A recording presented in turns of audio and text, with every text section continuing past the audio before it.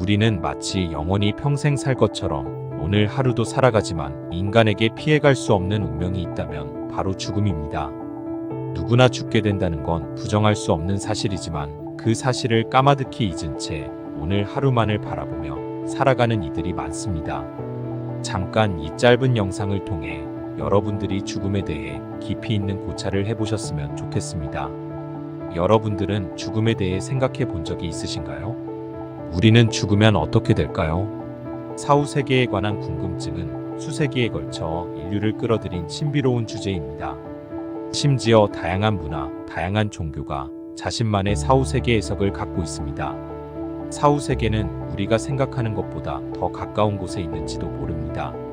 사후세계를 경험한 이들은 생생한 증언을 하기도 합니다. 저는 터널 같은 곳을 빠른 속도로 통과했고 터널 끝에서 누군가가 저를 기다리고 있었죠. 사후 세계를 경험한 뒤로 제게 중요한 건 더 이상 두려움이 아닌 기다리는 것이 되었죠. 내가 정말 사후 세계를 경험한 건지 뇌의 착각이었는지는 정확히 모르겠어요. 이렇듯 사후세계를 경험하는 이들은 극히 소수이지만 그들의 증언들은 공통점을 가지고 있습니다. 실제로 1975년 출간된 레이몬드 무디 주니어의 라이프 애프터 라이프 저서를 보면 사후세계를 경험한 150명이 가진 6가지 공통점에 대해 설명하고 있습니다. 먼저 첫 번째 공통점은 죽음의 인지 단계입니다. 내가 죽었다는 사실을 최초로 인지하는 단계이며 고통과 불안감 없이 오로지 평온함을 느끼는 단계입니다. 서서히 주변의 소리가 줄어들고 안정을 느낀다고 합니다. 그리고 두 번째로 유체이탈을 경험합니다. 실제 영과 육이 분리되며 영혼이 된 자신이 죽은 육체를 바라보게 됩니다. 세 번째는 어둠 혹은 어두운 터널을 지나는 경험을 합니다. 이 중 일부는 무서운 소리가 나거나 악취가 나며 초월적인 존재를 보며 공포를 느낀다고 합니다.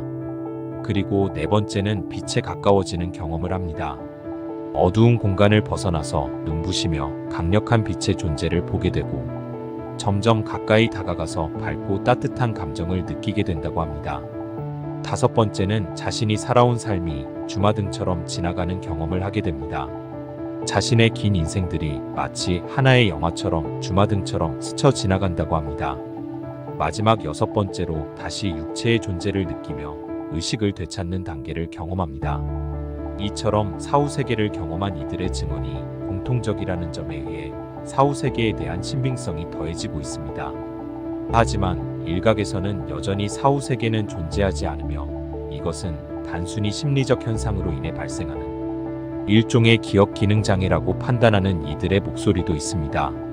그렇다면 실제 과학자들은 사후세계에 대해 어떻게 바라보고 있을까요? 다양한 의견들이 존재합니다.